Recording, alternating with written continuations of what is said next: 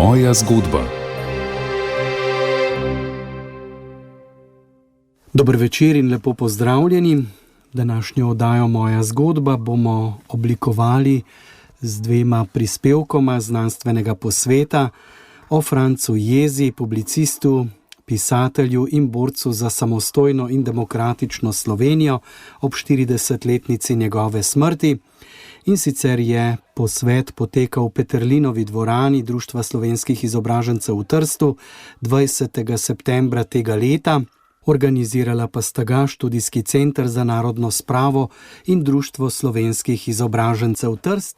In sicer so na posvetu sodelovali Igor Omerza, Marko Tavčar, Špela Komicki, Ivo Jevnikar, dr. Tomaž Ivešič, Primož Sturman. Spomine na očeta Eveline Jeza je prebrala Alenka Peterlin. Sodelovali so tudi David Hazemali, Ana Šela in Sergej Pahor. Najprej povejmo, da se je Franc Jeza rodil leta 1916 na Hajdini pri Ptuju. Po maturi na ptujski gimnaziji je šolanje nadaljeval na Pravni fakulteti v Ljubljani, študij pa je prekinila vojna. Nadaljeval ga je šele po drugi svetovni vojni, ko je v Gradcu doštudiral etnologijo. Že v mladostnih letih se je pokazala njegova literarna in publicistična nadarjenost. V dijaških letih je veliko pisal, in sicer tako poezijo kot prozo. V Ljubljani se je včlanil v akademsko društvo Zarja, med okupacijo se je pridružil OF in bil dejaven v odboru OF za univerzo. Decembra 1941 so ga italijanske oblasti aretirale in obsodile na dosmrtno ječo. Po kapitulaciji Italije se je vrnil v Ljubljano, toda februarja 1944 so ga prijeli domobranci, izročili gestapu, poslan je bil v koncentracijsko taborišče Dachau. Novembra 1948 je zaradi povojnega režima, ki mu je doma prepovedal vsakršno politično udejstvovanje, kot demokratično usmerjeni krščanski socialist zbežal iz Jugoslavije in se ustalil v Trstu. Dobil je službo pri zavezniški tiskovni agenciji AIS, nato pa je deloval kot neodvisni časnikar ter redni zunanji sodelavec slovenskega radia Trst A. V tem okviru je pripravil številne prevode, pa tudi lastna literarna dela, drame, mladinske zgodbe, novele, povesti, ocene in predavanja, kakor so Nova tlaka slovenskega naroda, Moč ljubezni, Nevidna meja, Spomini iz taborišča, o ključnih vprašanjih rane karantansko-slovenske zgodovine in še znane brošure o samostojni Sloveniji. Poleg dela na tržaškem radiju je bil Jeza vsestransko aktiven na kulturnem področju. Bil je soustanovitelj in urednik revije Stvarnost, kasneje Stvarnost in svoboda, sodeloval je pri tedniku Novi list ter pri številnih revijah v Trstu in izseljenstvu. Stališča razvoja slovenske državne misli je pomembno predvsem njegovo zavzemanje za neodvisno slovensko državo in pluralistično demokratično družbo. Franca Jezo lahko tako upravičeno označimo za enega od utemeljiteljev slovenske osamosvojitvene misli. Svojih idej ni razglašal le v tisku, temveč je letake s svojimi tezami osebno delil slovenskim obiskovalcem Trsta, znan je bil predvsem po zatikanju le-teh za brisalce avtomobilov s slovenskimi registrskimi tablicami. Bil je tudi tarča udbovske pozornosti, ki je šla od prisluškovanja do poskusa ugrabitve. Franc Jeza je umrl leta 1984 v Trstu, slovenske samostojnosti ni dočakal, a številne od njegovih idej, ki so se dolgo zdele kot politična utopija, so se uresničile le nekaj let po njegovi smrti. Danes bomo najprej prisluhnili pozdravnim nagovorom, zatem pa predstavitvi knjige Igorja Omerze z naslovom Franc Jeza separatist, v drugem delu oddaje pa še predavanje Marka Tavčarja. Najprej pa naj vas povabim, da prisluhnete nekaterim pozdravnim nagovorom, in sicer bosta v imenu Društva slovenskih izobražencev spregovorila Martin Brecelj in pa v imenu Študijskega centra za narodno spravo Tomaž Ivešič. Prisluhnimo pozdravnim besedam.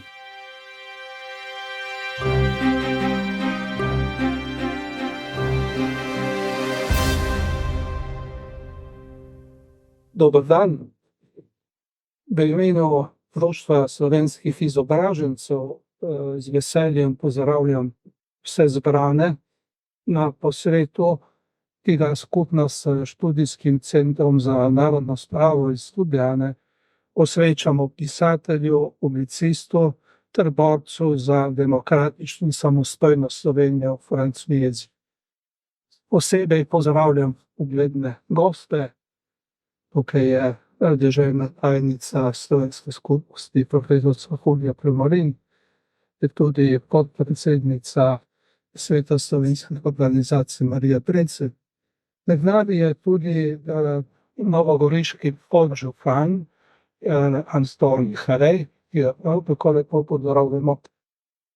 Seveda najlepše pozdravljam tudi predavatelje in pričevalce ter druge sooblikovalce simpozija, začenši s Jezovo hčerko Evelino, tukaj. In dovolite, da tudi lepo pozdravim sorodnike gospe Jeze, gospe Justine Čelan. Poimensko vas ne poznam, lepo pozdravljene. Kot smo zabeležili v naslovu, to študijsko srečanje poteka ob 40. obletnici smrti Franca Jeze. Toda resnični povod za prireditev tega posveta je dala nova knjiga Igorja Omerze iz niza Velikani slovenske osamosvojitve in Utva, ki je v teh dneh izšla pri tržaški založbi Mladika z naslovom Franc Jeza separatist in ki bo tu čez nekaj trenutkov doživela svojo krstno predstavitev. Na simpoziju bojo nadalje nastopili poleg hčerke Eveline nekateri Jezovi nekdanji sodelavci in prijatelji, katerih spomini postajajo že po zakonu narave tako rekoč vse bolj redki in dragoceni. Seveda pa bo bistven del našega študijskega srečanja posvečen boljšemu poznavanju, interpretaciji ter presojanju Jezovega literarnega, esejističnega, publicističnega in političnega dela iz perspektive, ki jo omogoča 40-letna razdalja od njegove smrti, za kar bodo poskrbeli priznani strokovnjaki. Imel sem srečo, da sem Franca Jezo osebno poznal. Z njim sem se srečeval zlasti v kromu tržaškega tednika Novi list, pri katerem sem naredil svoje prve časnikarske in publicistične korake. Tudi name je naredil velik vtis. Fizično je bil droben in krhek, a etično pravi velikan. Bil je svoboden, ustvarjalen in plemenit duh, ki je pogumno izražal in zagovarjal svoje poglede in prepričanja, pa čeprav je to plačal z zaporom, deportacijo, emigracijo, preganjanjem, apolitstvom, igral se je vsem tem totalitarizmom, ki so zaznamovali 20. stoletje, ter se preroško zavzemal za svobodno, enakopravno in mirno življenje narodne skupnosti, kateri je pripadal. Seveda pa je tudi Franc Jeza imel svoje šibke točke. Naj omenim le njegove poglede na slovensko etnogenezo. Posvet, ki želi biti znanstven, tega seveda ne sme spregledati. Francu Jezu vsekakor še vedno ni priznano v slovenskem in širšem zgodovinskem spominu mesto, ki bi si ga zaslužil. Tudi zaradi tega je Društvo slovenskih izobražencev zdaj že drugič med pobudniki študijskega srečanja, ki naj pomaga spoznati in ovrednotiti njegovo delo. Prvič je to naredilo leta 1994, ko mu je posvetilo simpozij o 10-letnici smrti skupno s krožkom za družbeno-politično vprašanje Birgit Šček iz Trtva. Današnji simpozij pa prirejamo, kot že rečeno, v sodelovanju s Študijskim centrom za narodno spravo, kateremu se za to najlepše zahvaljujem. Zahvaljujem se tudi knjižnici Dušana Černeta iz Trsta, ki je pripravila razstavo knjig, zbornikov, revij in časopisov, v katerim je Franc Jeza vtisnil svoj pečat. Dovolite mi, da nazadnje, a ne kot zadnje, zahvalim Renatu Podbersiču in Ivu Jevnikarju za znanje in trud, ki sta jo vložila v pripravo današnjega srečanja.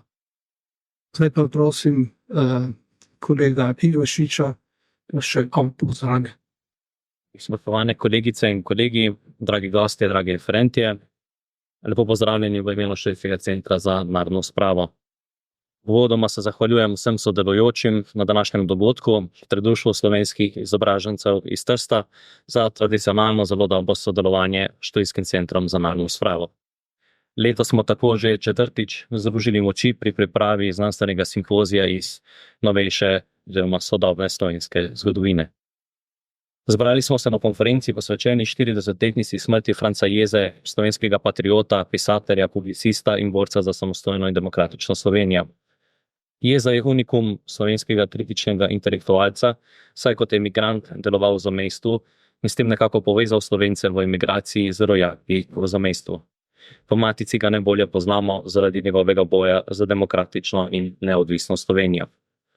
V razvoju ideje o neodvisni Sloveniji priseljenci, ki so bili po koncu druge svetovne vojne zaradi ideološkega nasprotovanja komunizma in ohranitve lastnega življenja prisiljeni zapustiti domovino, govorimo o kontinuiteti, ki so izseljenci prenesli iz domovine in se v emigraciji razvijala in dopolnjevala. V tem pogledu je bila oblikovana in jasno izražena mnogo prej kot v matični domovini in je svojim vplivom veliko prispevala k odločitvi za plebiscit o samostojnosti in neodvisnosti, razglasitvi samostojne države Slovenije in mednarodnem priznanju mlade države. Med begunci je bilo veliko število intelektualcev in vodij predvojnih demokratičnih strank, kar je še dodatno vplivalo na oblikovanje več različnih političnih misli glede prihodnjega državnega statusa Slovenije. Iz tega izhaja, da je bilo izseljenstvo, kakor tudi zamejstvo, tisti dejavnik, ki je spodbudilo in kazalo smernice nastajanja slovenske države in sprejemljive rešitve za suvereno in samostojno državo. Čeprav je bil vpliv izseljencev na Slovenijo zaradi cenzure tiska in omejevanja osebnih stikov strani povojne oblasti omejen, pa govorimo o razvejani literarni, znanstveni in publicistični dejavnosti, ki so razvili emigranti v tujini in preko katere je v matično domovino le uspel priti idejni, politični in duhovni vpliv zavedanju in potrebi po lastni državi. V tem segmentu je Jeza zopet unikum, saj kot emigrant deloval v neposredni bližini meje ter svojo agitacijo imel možnost za daleč največji vpliv na Slovence v matici. Od prve slovenske tisane besede v 16. stoletju, preko začetkov narodnega preporoda konec 16. stoletja, do zapisanega političnega programa Zedinjene Slovenije leta 1848, ter ideji Lamberta Ernika, ki je konec leta 1941 oblikoval ilegalni politični program, v katerem je zarisal Slovenijo v samostojno državo, so izseljenci nadaljevali v luči prizadevanj za rešitev slovenskega narodnega vprašanja. Snodna in imigracija sta se oblikovala dva ključna dela narodno-političnega programa, ki sta se precej razlikovala v iskanju rešitev prihodnjega državnega statusa Slovenije, hkrati pa sta imela oba namen vzpostavitve samostojne, neodvisne in demokratično urejene slovenske države.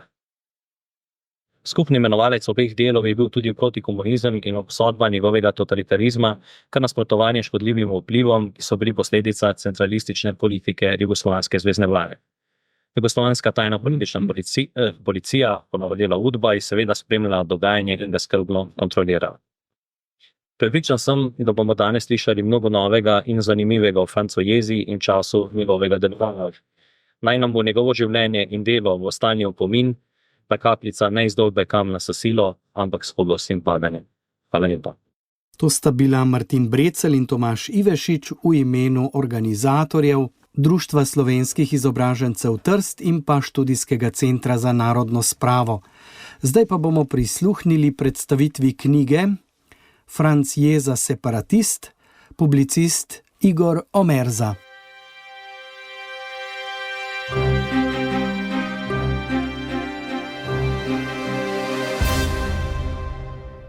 Vse lepo pozdravljam. Zdaj, knjiga o Udbi in Francu Jezi je 5. oziroma 6. v moji seriji Velikani slovenske osamosvojitve in Udba. Udba je ponarodelovska rešava, kot je že dobro znano, za tajno politično policijo komunističnega vrha propadle Titove države.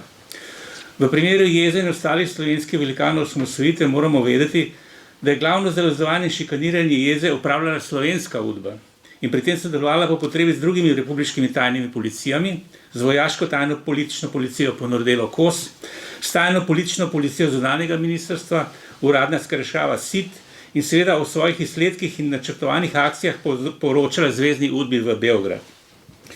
Za kodno ime zalezovanja Franca Udbe je Udba skomponirala, moram reči, primerno kodno ime separatist, kajti glavna značilnost njegovega delovanja je nepopustljivo, direktno in preroško zavzemanje za popolnoma samostojno in suvereno slovensko državo.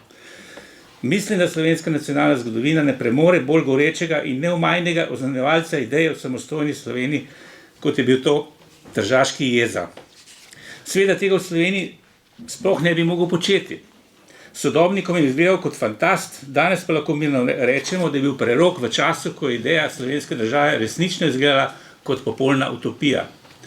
Poleg tega se ostanki udbovske peserije v Jezi ubadajo z njegovo ostro kritiko nedemokratičnega režima v Jugoslaviji, Sloveniji, z njegovim zaničevanjem komunističnega diktatorja Tita in njegovega rdečega dvora. Ob vsem tem pa moram dodati še dvoje. Prvič, zaradi strahotnega uničenja udbovske dokumentacije v prvih mesecih leta 90, uničevalo se je še 16. maja 90, ko je prisegla nova Demosova vlada v takratni skupščini. Zato ni mogoče reproducirati vsega, kar je v Jezi napisala Udba in je ta knjiga zato samo fragmentaren prikaz tega tajnega zalezovanja. Drugič, kljub gnusnosti udbovskega vtikanja v življenje drugih, pa je danes vendarle ohranjeno predvsej tega preko poročanja v duhov ali s pomočjo tehničnih sredstev, tudi o Jezi in drugih nadzorovancih, kar bi drugače nepovratno izginilo v temni javni zgodovine. To je nek, bi rekel, plus, ne, da danes lahko neki iz udbovskih poročil vemo nekaj, kar bi drugače izginilo. Jaz ločim idejne in operativne osamosvojitve, čeprav nekateri so bili v dvojni funkciji. Zame je prvi idejni osamosvojitelj profesor Lambert Ehrlich, umorjen maja 1942, od Udbine predhodnice Kardeljeve in stalinistične varnostno-obveščevalne službe. Torej, profesor Ehrlich je novembra 1941 napisal kratek opis in postavil meje samostojne slovenske države. Toda tudi on in pozneje Ciril Žepot sta želela zaradi zunanje nevarnosti, da bi bila ta država v bolj ali manj ohlapni povezavi še z nekaterimi drugimi državami. Le v skrajnem primeru, če ne bi bilo mogoče vstopiti v tako povezavo, sta predvidela tudi popolnoma samostojno slovensko državo. Pri Jezi tega ni bilo tako, ne? Danes bi lahko rekli, da se je najprej po zaslugi velike generacije, kot jo je pomenoval Dimitrij Rupel, uresničila popolnoma samostojna in mednarodno priznana slovenska država, no pozneje Slovenija vstopila v EU in NATO in si tako zagotovila trajno varnost v tem nemirnem in vse bolj nevarnem svetu. Zato so popolnoma neverjetni predlogi celo stranke v vladi Levice, da Slovenija izstopi iz NATO, medtem ko sta v to zvezo danes vstopili tudi Švedska po 200-letni nevtralnosti in Finska po 70-letni nevtralnosti. O profesoru Ehrlichu ne morem napisati knjige o njemu in Udbi, ker ga je pač voz umorila še pred nastopom Ozne in pozneje Udbe. Sem pa njegov umor podrobno opisal v poglavju Dvojni umor pod gradom v knjigi o Žebotu in Udba. Zdaj, prvi v moji seriji Velikani slovenske osamosvojitve in Udba je emigrant Janez Toplišek. Jaz takrat še nisem te serije imenoval Velikani, ampak leta 2012 sem napisal knjigo o njemu in po vseh karakteristikah ga moram šteti med osamosvojitve, ki je celo precej nespretno, kar ga je stalo življenja, skušal tudi operativno vzpostaviti avgusta 1963 samostojno in demokratično slovensko državo. Zanimivo je, da je bil po Udbi ujet v ilegalnem prehodu meje, avstrijsko-jugoslovanske meje, tudi s pomočjo udbovskega konfidenta Štajerja, katerega je Udba uporabila tudi pri nameravanih, a neuspeli ugrabitvi Franca Jeze. Tudi da je njegovo truplo verjetno je bil umorjen pri poskusu bega iz Stare Gradiške. Zdaj pa gremo na knjigo o Žebotu, Cirilu Žebotu. Kodno zalezovan kot Peter. Zanimivo je, da bi bil on umorjen skupaj z Ehrlichom, če ne bi tistega usodnega dne maja 1942 zaspal in tako ni spremljal profesorja k njegovi jutranji maši. Že med vojno je zbežal v Vatikan, po glavi so mu stregli ne samo Vosovci, ampak tudi Gestapo, in po vojni je odšel v ZDA. Udba ga je sledila povsod po svetu, bolj intenzivno seveda, ko je prihajal v zamejstvo in enkrat je prišel celo v Slovenijo. Životni dočakal osamosvojitve, saj je umrl malo pred tem januarja 1989. Knjiga o njem bo imela 3 dele, 2 torej še čakata na objavo. Dalje Jože Pučnik je idejni in operativni osamosvojitelj. On je za svoje ideje in pisanje demokracije odsedel kar nekaj let in pozneje zaradi nezmožnosti zaposlitve odšel v zahodno Nemčijo. Še med bivanjem v tujini se je pridružil Nove reviji in ob trajnem prihodu domov postal vodja Demosa, ki je zmagal na prvih povojnih svobodnih volitvah in nas popeljal v samostojno državo. Udba ga je seveda spremljala in o tem bi vedeli še veliko več, če ne bi bilo, kot sem že povedal, tako strahotnega uničenja, opustošenja udbovskega arhiva v prvih mesecih leta 1990. Dalje sledi v moji seriji Bučar. Kodno ime za razvajanje Tikveš je kar primerno, saj Tikva pomeni Buča. No tudi Bučar je preko Nove revije idejni osamosvojitelj in preko delovanja v funkciji predsednika Slovenske skupščine tudi operativni osamosvojitelj. V zadnjih letih režima je on po Udbi najbolj zrealizovan posameznik. Potem Bavčar je predvsem operativni velikan osamosvojitve in Udba ga zrealizovala v obdelavi Deviacija. Seveda še prednje je postal notranji minister Demosove vlade in operativni osamosvojitelj. Paradoksalno je, da je prišel z ministrovanja v položaj, v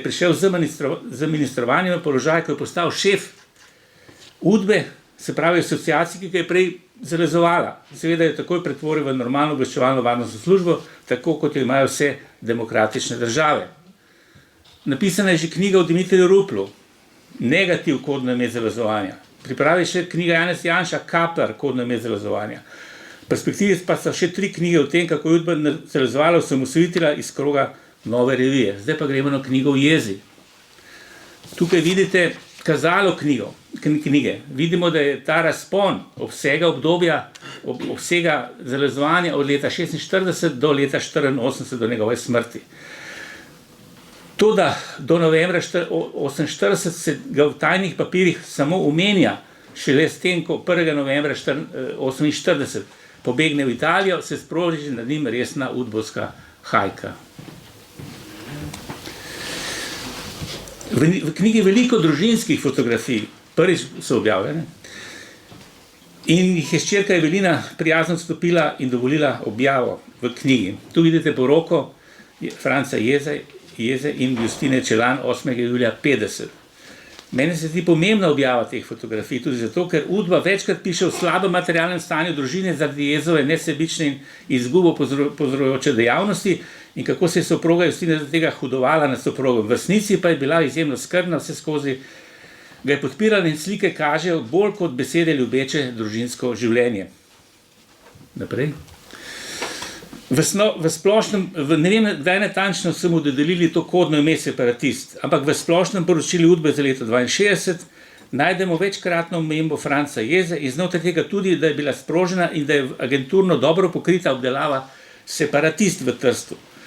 Tu pa moram priznati, da je bilo to separatistično kodno ime za razvajanje Franca Jeze, kot sem že omenil, prav primerna pogruntavščina naše tajne policije slovenskega komunističnega vrha. Iz splošnega poročila za leto 1962 se vračam na leto 1959, ko izide v Trstu njegova najpomembnejša knjiga Nova tlaka slovenskega naroda, kjer Jeza opisuje ekonomsko zapostavljanje Slovenije v okviru Jugoslavije. Seveda je Udba pozorno spremljala, kako knjiga pronica v Slovenijo in kaj o njej mislijo različni slovenski intelektualci. Udbovci ugotavljajo, da sta nad knjigo zadovoljna Dušan Pirjevec, Ahac, zrealizovan kot Korošec, in Edvard Kocbek, zrealizovan kot Bohinjski. V leta 1961 Franc Jeza ustanovil v Trstu akcijski odbor za neodvisno Slovenijo. Ta odbor je izdeloval razne letake, sporočila, med drugim tudi letak Poslanica slovenskemu narodu za novo leto 1960. Zanimiv je način, kako so Jeza in osebno njegovi privrženci razširili ta in druge letake v Trstu, namreč tako, da so jih zatikali za brisalce avtomobilov z jugoslovansko registracijo ali pa so jih delili potnikom v jugoslovanskih avtobusih. V splošnem poročilu Udbe za leto 1963 je zapisano: preko sodelavca Štarja, žal ga nisem mogel razkriti, kdo to je, ki je sodeloval v realizaciji skupine Toplišek Janeza, je bila izvršena akcija za ugrabitev vodje akcijskega odbora za neodvisno Slovenijo v Trstu jeza Franca. Sama akcija ugrabitve sicer ni uspela zaradi bolezenske preganjavice jeze Franca, ki se je zbal priti na določeno mesto, odkritih pa je bilo vrsto podatkov, ki osvetljujejo celotno dejavnost jeze. Se pravi, jeze očitajo, da je bil preveč, se je bal, da bi ga ugrabili. Na njegovo srečo je dobro, da je bil takšen. Torej, pri jezi ni uspelo, pri Toplišku pa je, sta se skupinici treh, ki jo je Toplišek vodil ilegalno Jugoslavijo, bila kar dva udbovska duha, Žan, pravo ime Milan Borič, in Štajer, pravo ime neznano. Topliška so po prehodu meje aretirali, obsodili na 14 let zapora in pripustil pobega, kot sem že povedal, in sem pokazal sliko ubitega, je bil verjetno celo umorjen, ker so streli od spredaj in od zadaj. Potem dalje. Hčerka Evelina, ki je bila posvojena, a fotografija kaže na izjemno ljubeč odnos jeze do nje. Marešalo Elvino Kosoli, zaposlen na političnem oddelku tržaške kvesture Digos, bil je v duhu udbe s kodnim imenom Kraševec, pozneje iz stran, je dejal, da ga ceni zato, citiram, ker je posvojil otroka, ki ga je mati zapustila in ga vzgajala kot lastnega, konec citata. V udbenem generalnem poročilu za leto 1966 lahko med drugim beremo: v bližnjem zamejstvu Italije je bila v letu 1966 aktivna zlasti slovenska in srbska politična emigracija. Njena aktivnost se kaže v intenzivni organizacijski in politično-propagandni dejavnosti. Center tega delovanja je Trst. In tudi že tretji dan po četrtem plenumu Rankovićeva odstavitev je jeza dal letako izkoriščenja Slovencev so strani Srbov, Rankovića in Stefanovića. Tu moram pripomniti, da je Tito Rankovića in Stefanovića, vrhovna udbovca, odstavil julija 1966 bolj iz svoje Jovankine paranoje, kot iz nekega resničnega političnega razloga. To si lahko preberete malo bolj natančno v moji knjigi Jovanka in udba pod naslova Neukročena termoglavka in blaznost na Titovem Rdečem dvoru. Po pasu je bil Ranković kodno zrealizovan kot Peter, se pravi podobno kot Žebot, in kot X, Stefanović pa kot Pavel.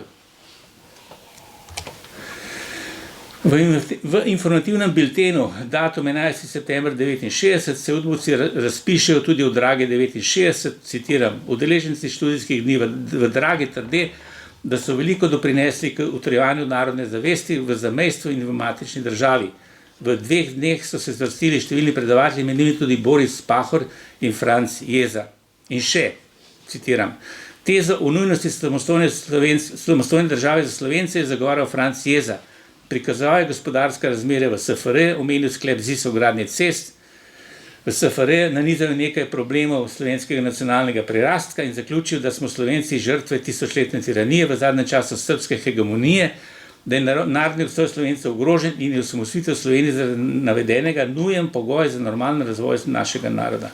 Je za svoje argumente enostransko, pravi udba, in tendenciozno nanizal v smislu njegove knjige Nova tlaka slovenskega naroda. V izvajanjih je bil izredno oster, zaključujejo udbovci. Nekakšen višek jezovih osamosvojitvenih idej in hotenj so zborniki Alternativa maj 78, Iniciativa marec 79, Demokracija maj 80, Akcija junij 81 in Neodvisna Slovenija februar 83. Tukaj je fotografija vseh njih. Udba je seveda pozorno spremljala in poročala, kaj je v zbornikih napisanega, in jih plenila, ko so pronicali na meji ali pa če so se našli znotraj matice. Tako naprimer je udbovec Veljko Franko, moj sodelavec na mestni občini, takrat sem bil z njim sodelavec, nisem vedel, da je bil prej udbovec, iz drugega zunanjega oddelka udbe zapisal 24. julija 80 za sive informacije, namenjene zgolj slovenskemu komunističnemu vodstvu, naslednje ugotovitve. Maja 80 je v Trstu šel tretji po vrsti zbornik za družbena vprašanja, ki je dal Franc Jeza, tokrat z naslovom Demokracija. Po vsebinski zasnovi pa tudi po obliki se ne razlikuje od prejšnjih dveh. Kot vemo, bo v prihodnem letu, torej udba ve za leto naprej, išel še 4. zvezek iz serije Jezovih zbornikov. Novost, ki jo je vredno zabeležiti, je Jezov akcija razpečevanja zbornika raznim naslovnikom v Sloveniji, posebno v Ljubljani. Po operativni poti smo doslej prestregli cirka 45 pošiljk, Tako so med posamezniki deležni Jezove pozornosti zlasti predstavniki slovenskega leporečja oziroma kulture v ožjem pomenu besede. Javoršek Jože, sicer je bil on konfident Udbe z kodnim imenom Piete, dr. Bratko Kreft, Niko Grafenauer, zalezovan pod kodnim imenom Granik, Slavko Fras, konfident Udbe, kodno ime Žiga in nato Ariel, Bena Zupančič in tako dalje. Po našem mnenju se Jezova akcija še ni zaključila, zato še naprej nadzorujemo zanimive pošiljke in jih po potrebi tudi zasežemo. Tu še neobjavljena fotografija Franca Jeze iz leta 1981, ki sem jo izkoristil, da slikovito povem, kako je odpiral vrata v slovensko samostojnost. Namreč v Jezovih zbornikih je zajeto bistvo in so narizane konkretnosti njegovih samotnih, a nepopustljivih in truda polnih hotenj in prizadevanj za samostojno, suvereno in neodvisno slovensko državo. Vzeto skupaj je ta niz 5 zbornikov najbolj dodelan program samostojne slovenske države, ki je bil dosežen, morda tudi presežen šele z novo revijo, a ne številko 57, pa s 95 številko marca 90, tik pred prvimi povojnimi demokratičnimi parlamentarnimi volitvami v Sloveniji, kjer je na ovitku pod naslovom Samostojna Slovenija v nadaljevanju 41 avtorjev že brez dlake in na jeziku skupaj z uvodnikom uredništva in uvodno Demosovo deklaracijo o slovenski samoodločbi obdelala vsa relevantna področja prihajajoče slovenske nacionalne državnosti. Februarja 1983 je že zbornik Neodvisna Slovenija, zadnji iz teh zbornikov. 12. aprila pa je Franca zadela še nedokončno možganska kap. S tem se je njegovo aktivno življenje končalo. V Neodvisni Sloveniji tudi, kot poroča Udba, nekaj citiram, cvetk, kot pravi Udba. Naprimer v novi denarni enoti Penezu, ki se bo delil na 100 fickov, konec citata. Tu pripominjam, da uvedba nove denarne enote ni bila cvetka, ampak preroška misel Franca Jeze. V Matici se o uvedbi slovenskega denarja ni javno govorilo. Tega ni, naprimer, v 57 številke nove revije. Pač pa sem to zahteval prvi, je postavil jaz 5. februarja 1988 v reviji Mladina. Zato mi je pri pisanju te knjige tudi močno padlo v oči to udbovsko citiranje Bojda Cvetke o novi denarni enoti. Udba poroča slovenskemu komunističnemu vodstvu 14. septembra 1983 o Dragi 83, po udbovsko Karli, citiram, Sirčeva predavanja in diskusije se je udeležilo okoli 130 oseb, med katerimi so bili poleg prej omenjenih še Franc Jeza, prišel je s pomočjo žene, pred tedni ga je zadela možganska kap, konec oklepaja, in Vinko Biličič iz Italije, France Gorše, kodno zrealizovan kot kipar iz Avstrije, iz SR Slovenije pa France Bučar, kot že vemo, kodno zrealizovan kot Tikvaš, ter Zdravka Kozbek. Se pravi, za njih je Zdravka Kozbek še pomembna tudi po Kozbekovi smrti, oziroma Kozbek kot nek pojem oziroma inštitucija. Fotografija je sicer iz dovodnega dne v Peterlini dvorani, kjer smo danes mi tukaj 40 let pozneje. In zdaj še se približujem koncu. Zadnji najdeni tajni dokument, kjer še piše Udba o Francu Jezi. Tukaj imamo celotno faksimile v knjigi. Pomočnik slovenskega notranjega ministra Lovro Bregar je 11. julija 1984 poslal naši komunistični eliti državno tajnostno informacijo o 3. števili Celovškega zvona, citiram, išla je nova številka Celovškega zvona. Konec citata. Potem se Bregarjeva informacija nadaljuje z opisovanjem, citiram, varnostno pomembnejših besedil, konec citata, in v tej zvezi udbovsko komentiran in povzet tudi članek Alojza Rebule, zrealizovan kot meščan, osredkar Jambor 2, z naslovom Francu Jezi, zanosnemu samohodcu spomin. Zdaj bi pa končal. Nasplošno, torej ne samo o njem in slovenski tajni policiji, pa lahko Francu Jezen povem še naslednje jedke resnične besede. Sramota je, da več desetletij po dejanskem nastanku suverene slovenske države ostaja precej neznana osebnost, v Ljubljani praktično neznana. Čeprav bi že zdavnaj moral ostati njegov spomenik v srcu naše države, v Ljubljani, najbolje na mestu, kjer se zdaj šopiri veliki in množični slovenski klavec proti osamosvojitelj Edvard Kardelj, ali pa tam, kjer pozira drug tak tič Boris Kidrič. Namesto tega pa se postavljajo spomeniki udbovskemu duhu Petru Božiču, 2 spomenika v Ljubljani, velikanju slovenske proti osamosvojitve Janezu Stanovniku, 2 spomenika Ljubljana, Nova Gorica. In še kaj podobnega v posmeh slovenske državne bi se lahko našlo, naprimer Türkovo nagrajevanje veleudbovca in nasprotnika slovenske osamosvojitve Tomaža Ertla, vladno dodelitev vojaških porebnih časti tajnemu preganjavcu Jeze veleudbovcu in protiosamosvojitelju Janezu Zemljariču, pogrebne časti preminulemu zadnjemu primeru propadle socialistične Slovenije Dušanu Šinigoju, ukinitev muzeja osamosvojitve, odpravo nacionalnega dneva spomina na žrtve komunističnega nasilja in recimo v zadnjih dneh vlada predlaga za evropsko ministrico konfidentko Udbe, kot dokumentirano, Marto Kos. Tu bi lahko malce predrugačil Vergilov vez iz Eneide, navajam. Toliko truda je stal spočetek rimskega ljudstva, v mnogo truda bo še potrebnega za primerno spominjanje na Franca Jezo, enega izmed spočetnikov slovenske države. In ta knjiga je prispevek mojega truda za ta namen. Hvala. To je bila predstavitev knjige Igorja Omerze z naslovom Franc Jeza, separatist. V drugem delu pa bo zdaj spregovoril Marko Tavčar, ki bo obudil spomine sodelavcev in prijateljev na Franca Jezo.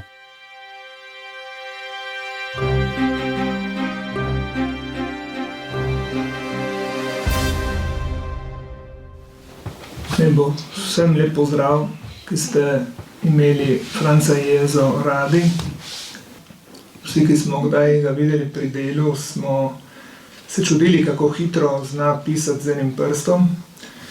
In jaz sem osebno zelo hvaležen, to sem že večkrat rekel, da si je vzel čas zame, ko sem tisti prvi dan prišel nadomeščati bolnega kolego in pač nisem bil vešč pisanja za radijska poročila. On si vzel čas, me je poklical k sebi, mi je podčrtal glavne točke teh 3 novičk in je rekel, povej po svoje, prinesi nazaj, bomo pogledali skupaj. Mislim, res jaz ga smatram za človeka, ki je znal na izredno empatičen način, zelo prisrčno, zelo prijazno nagovarjati ljudi, mene takrat še mladega, tako začetniškega časnikarja. In moram potrjujem to, kar so rekli kolegi, da ga je zanimalo vse mogoče. Od zgodovinskih tem, recimo spominjam se, kako je pisal kulturno kroniko o celjskih grofih, ker je hrvaška zgodovinarka Nejčeva objavila študijo o celjskih grofih in on je tako to stvar temeljito obdelal v svojih kulturnih kronikah.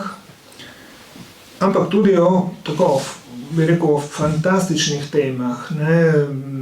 Poslušali smo Primoža, kako je predstavil ta podlistek, ki govori o povratku iz vesolja. Podobno velja tudi za tisto povest, ki tudi je nedokončana, Nevidna meja, kjer pač opisuje skupino ljudi, ki so se znašli nekje v nekem prihodnem svetu. In tudi take stvari te vprašal, da ti se recimo bil premijeril, kaj misliš, kako bi se lahko taka skupnost, ki se naenkrat znajde čisto sama sredi neznanega sveta, znašla in preživela.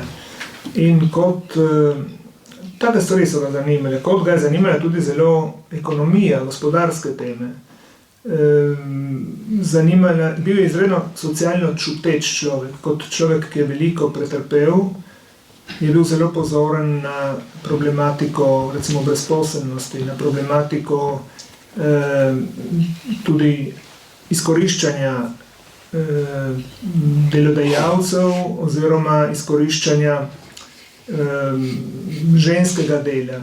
In se spomnim nekoč, kako se je zavzel in se skregal s kolegom zaradi šolskih torb. Češ, da so šolske torbe pretežke za osnovnošolčka, ki stopa v 1. razred in čemu služi, da mora nositi s seboj toliko knjig in toliko zvezkov, ko sam je lažji od šolske torbe, ki jo mora pač nositi.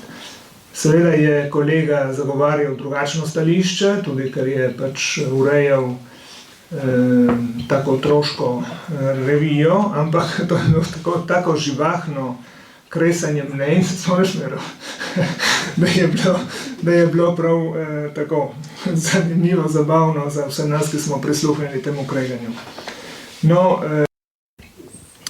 Jaz sem jezo, dobro, z tiste radijske situacije, potem z njim se tistih par let, ko sem potem še imel priliko pač da tedensko srečevati, v glavnem srečeval v kontekstu Novega lista, v smislu, da Jeza je z Novim listom sodeloval od prve številke leta 1954 do tistega 12. aprila 1983, ko ga je zadela možganska kap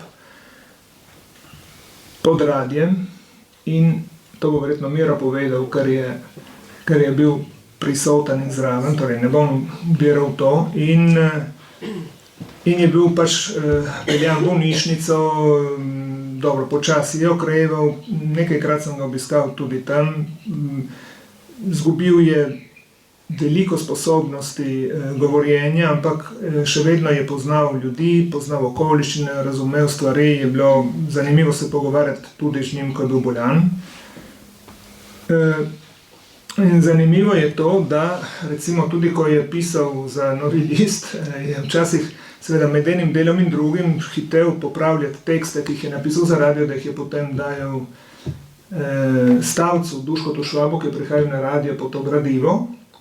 In včasih je bilo treba pač končati to zadevo, rekel Duško, te prosim, sedi, vzemi časopis, beri in te čas bo ne skončal. Duško seveda protestiral, ampak dobro, tako je bil potek. No, tista leta, mislim prav tam konec 82, tisto zimo, sem ga videl, kako je zelo veliko delal, veliko pretipkoval in mislim, da je on takrat pretipkoval tekste za to knjižico, ta zbornik tukaj, zadnji zbornik, ki je šel. In enkrat me tudi prosil ali dvakrat, da bi šel v tiskarno to Adriatico, ki je tukaj na Via Rismondo, po krtačne odtise, ker on je ravno končal neko delo, ki ga klicali, da če pride po krtačne odtise, tako da sem mu naredil to uslugico in potem je on to stvar skorigiral in sam nesel spet v tiskarno.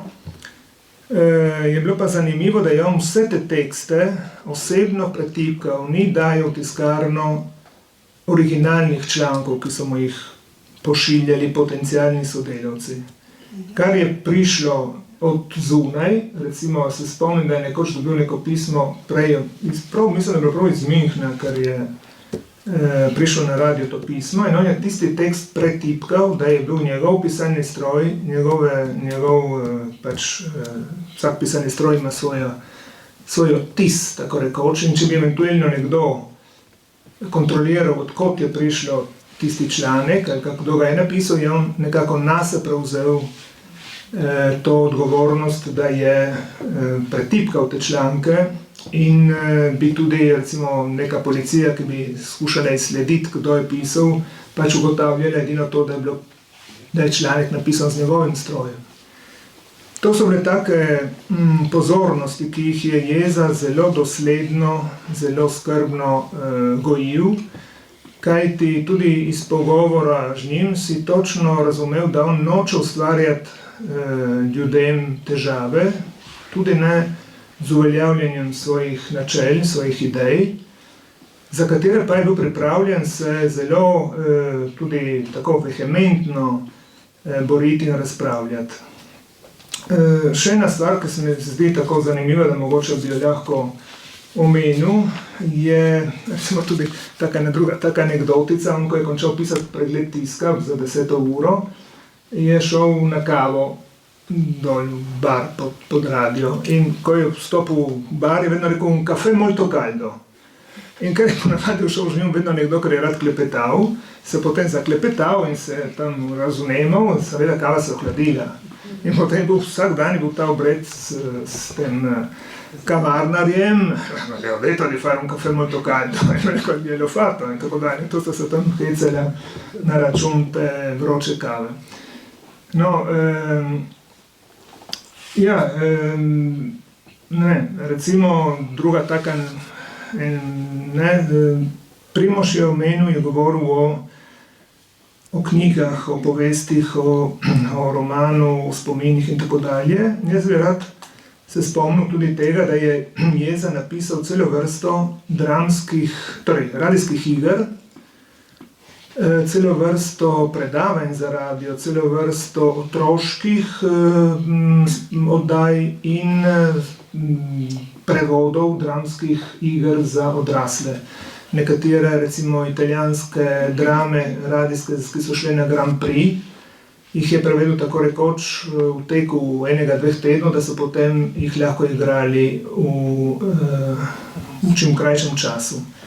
V takratnem zborniku, ki ob 10-letnici smrti, za takratni zbornik sta Nataša Sosič in Dorica Žagar izpisali iz registrov radijskih seznam teh njegovih prevodov, priredb in samostojnih iger. Jaz bi v tem smislu omenil njegovo radijsko igro, ki je tudi dobila nagrado leta 1964, ko so razpisali nagrado za izvirno radijsko igro. To so jo potem igrali 17. decembra leta 1964, naslov je bil Zadeva je končana. Bom prebral, kar sem napisal takrat za tisti prvi posvet, ker se mi zdi, da sintetizira to, kar je bilo to delo. Zorko Harej je kot vodja dramskega odseka napisal v uvodu k igri naslednje besede. Karla Bergmana, enega voditeljev nacionalne protinacistične stranke, ki se je med vojno skrival, je nekdo izdal in Nemci so ga ustrelili. Bergmanov prijatelj Erich Lange začne po vojni iskati krivca. Odkrije, da ga je izdal sedanji notranji minister Rendel, bivši Bergmanov sodelavec. Ta časnikar je ustreli in tako se vsa zadeva konča. Harej nadalje piše, čeprav se dejanje odvija v določenem prostoru in času, je njen globlji pomen univerzalen in večen, ker temelji na konfliktu med resnico in lažjo, med svobodo in sužnostjo, med dobrim in zlom, večni in povsod prisotni komponenti človeškega življenja. Tako Harej. Jeza je torej snov za to nagrajeno dramo očitno vzel iz polpretekle slovenske zgodovine, ki jo je sam doživljal. Sam je bil priča primerom likvidacij ljudi, ki se niso strinjali s politično linijo stranke, ki je zmagala. Osebno občutena problematika se zato v drami mojstrsko stopnjuje do tragičnega zaključka.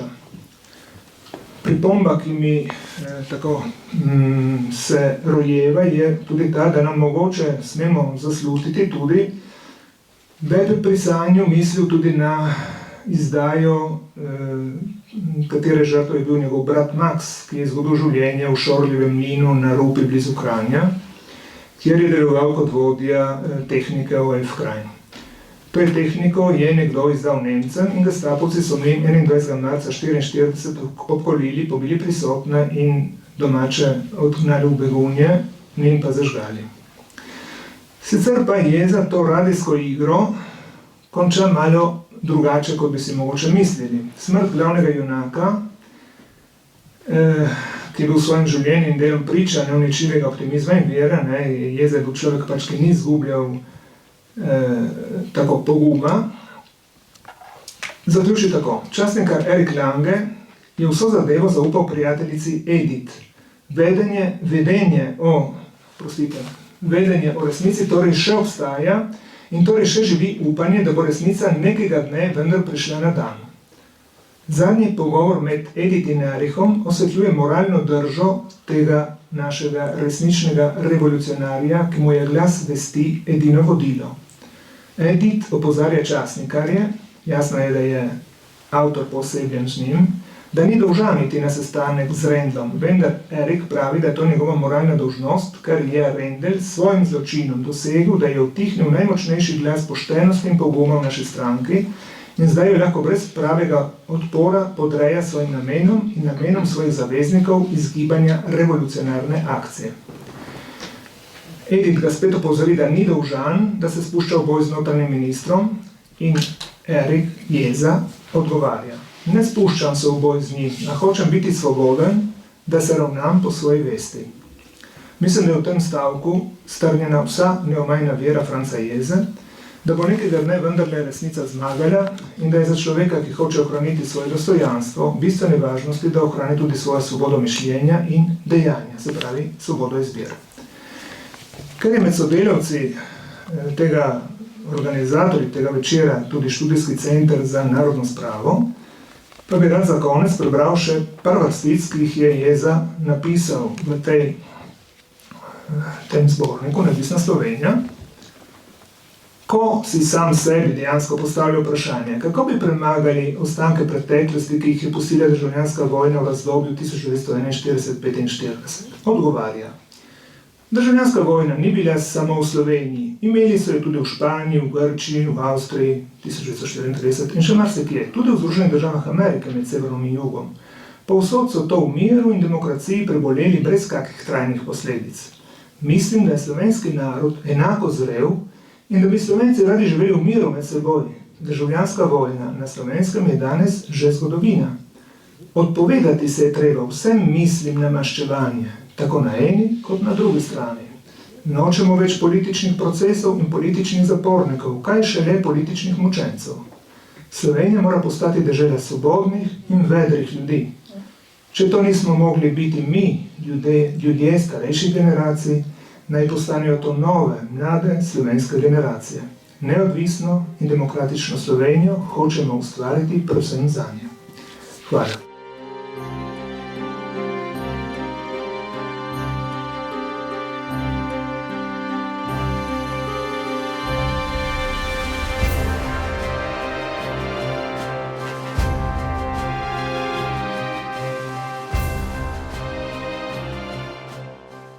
Tako Marko Tavčar, in to je bilo tudi vse za danes v prvi oddaji znanstvenega posveta o Francu Jezi, pisatelju, publicistu in borcu za samostojno in demokratično Slovenijo ob 40-letnici njegove smrti.